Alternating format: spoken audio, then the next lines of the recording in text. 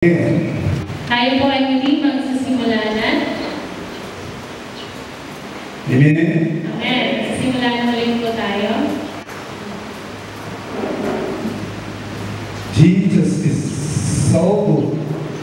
Amen. Jesus is so good. Jesus is my shepherd. Jesus is our shepherd. Jesus is good all the time. Jesus is good all the time. Amen. Amen.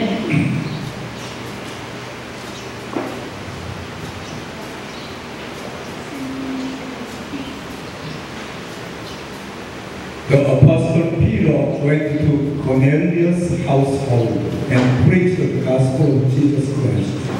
Si Apostle Peter po ay pumunta sa lugar ni Cornelius at nag-preach sa lugar na yun.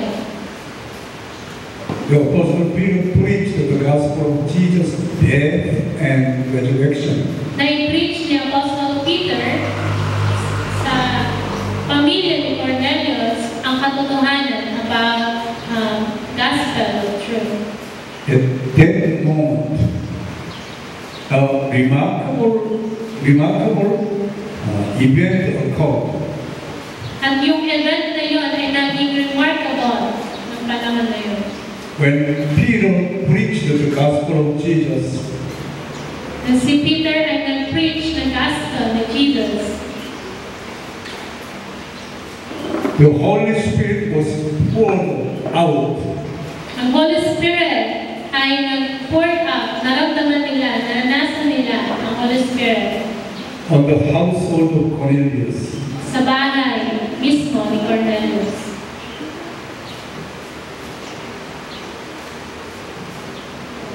This is big event. This was big event. Ito po ay malaking event ng time na yun. How did they know God's Spirit has also been poured out on these Gentiles? Nalaman nila o paano malalaman na ang Holy Spirit ay pumunta doon sa Gentiles. Naranasan nila ang Holy Spirit. When we receive the Holy Spirit, Nung natanggap nila ang Holy Spirit, if there is no sign, wala itong sign kung paano. how can we know I received the Holy Spirit or not? Paano ba natin malalaman kung tayo ba ay nakatanggap na ng Holy Spirit o hindi pa? Even here in Cornelius' household, Kahit sa lugar nito ni Cornelius, how the people came with Peter knew they received the Holy Spirit. paano ni Peter nalaman na ang buong sambayanan ni Cornelius ay nakatanggap ng Holy Spirit Without any evidence, without evidence. they could not know. Hindi nila alam kung paano. The Bible tells us every time when the people receive Holy Spirit, there followed evidence. At every time na maiintindihan natin at tatanggap natin ang Holy Spirit, makikita natin ang evidence sa tao ngayon kung mayroon na ba siyang Holy Spirit o wala pa. And let's read Acts chapter 10, verse 44 through 46. Let's read all together the book of Acts, chapter 10, verse 44 to 46. Let's read together. While Peter was still speaking these words, the Holy Spirit came on all who heard the message, and the circumcised believers who had come with Peter were astonished that the gift of the Holy Spirit had been poured out even on Gentiles, for they heard them speaking in tongues and praising God. Amen. Amen. Amen. Even Apostle Peter astonished. Kahit si Peter ay nabigla dun sa nangyari ngayon. The gift of the Holy Spirit has been poured out on the Gentiles. Nakita niya mismo na ang Holy Spirit ay bumaba sa lugar na yun. How? Paano? Because they heard them speaking in tongues and praising God. Nalaman ni Peter na bumaba ang Holy Spirit sa lugar na yun dahil nagkaroon sila ng pagsunod sa salita ng Diyos. You understand? Amen.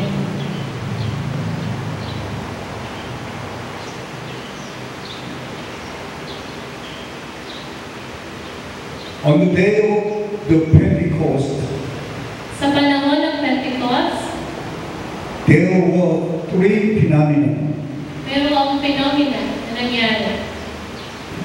The strong wind, the sound of strong wind, Malakas ng tunog ng hangin the fire of tongues, at fire of tongues and speaking tongues.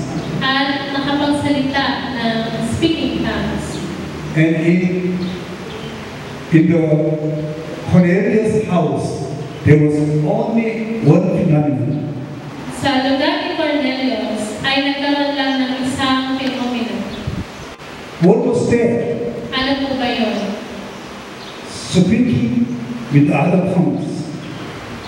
Ang phenomena na nangyari nung sa bahay ni Cornelius ay speaking tongues. But the Apostle Peter said, these are receiving the Holy Spirit like us.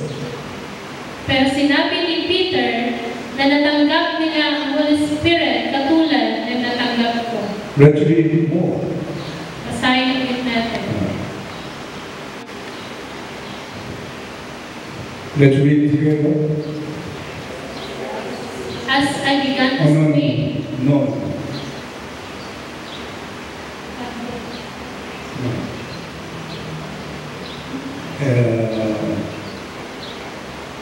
Acts chapter 10, verse 47 and 48.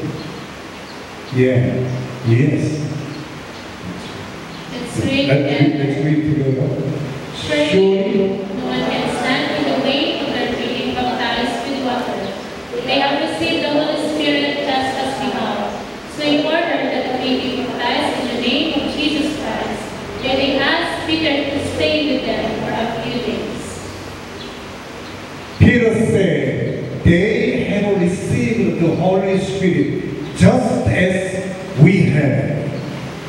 Sinabi ni Peter na sila ay nakatanggap ng Holy Spirit na katulad ng kanyang natanggap.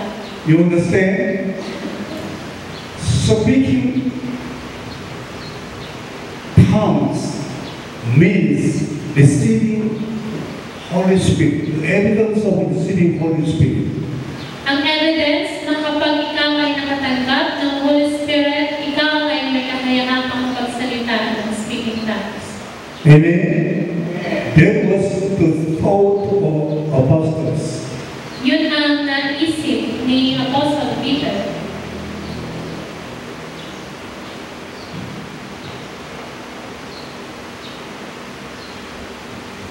And so, Apostle Peter said, Apostle Peter said, surely no one can stand in the way of their being baptized with the water. Kasi sinabi ni Peter na surely walang makakastand na kapag ikaw ay mabaptize into water, marireceive mo din ang Holy Spirit. So he ordered that they be baptized in the name of Jesus Christ. Kaya in-order niya sa mga tao na sa lugar na yun na mabaptize in the name of Jesus. Whose name? Kaninong pangalan? Jesus' name. Jesus' name. All the time in the Bible, Lahat na nasa Bible, In not one place, Father, Son, Holy Spirit. In not one place. Hindi lang sa Every isang time. pangalan. Not the Father, not the Son. You understand? Satan changed after the 3rd century. Satan changed. It became man's tradition, human's tradition. Dahil sa ginawa ni Satan sa mga tao, nagkaroon ng human's tradition. And so, we should follow the Bible. So ngayon, kinakailangan na maniwala lang tayo sa Bible, Apostles' teaching. sa Apostles' teaching. Amen. Amen. Thus, the apostles admitted that speaking in tongues means as evidence of having received the Holy Spirit.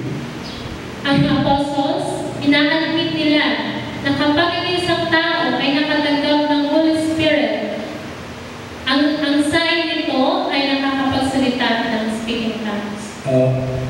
Let's read Acts chapter 11, verse 15 and 16. Let's read again. Acts chapter 11, verse 15 to 16. Yeah.